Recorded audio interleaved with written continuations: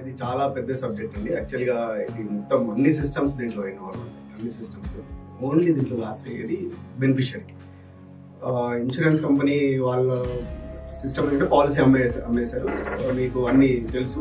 మీకు పాలసీలు ఏమొస్తాయి, మీకు ఏం తెలియదు. అన్నీ మీకు 100% తెలిసి ఉండాలి. A to Z మీకు ఐడియా ఉండాలి.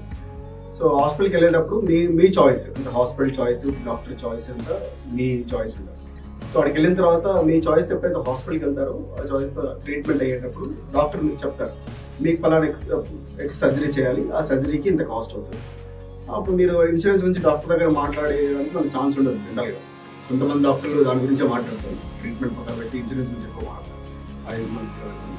అయితే ఈ ఇన్సూరెన్స్ సంబంధించిన విషయాలు ఎవరు చెప్తారో, మన బిల్లింగ్ బయటకు వస్తారు, మాలాంటి వాళ్ళు ఎవరు కూర్చుంటారు, వాళ్ళు మీకు పాలసీ ఏంటి అని చూస్తారు.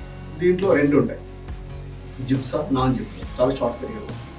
జిప్సా, నాన్ జిప్సా అంటే, జిప్సా అంటే general insurance company, public sector అని ఒకటి. ఎందుకంటే 4 ఇన్సూరెన్స్ కంపెనీస్, వాటికి హాస్పిటల్కి ఒక ఎంఓయూ ఉంటుంది. హైదరాబాద్లో అయితే అన్ని హాస్పిటల్స్, ఆల్మోస్ట్ 90% హాస్పిటల్లో ఒక ఎంఓయూ ఉంటుంది. మీరు ఈ సర్జరీకి ఇంతే ఛార్జ్ చేయాలని ఒక ఎంఓయూ ఉంటుంది.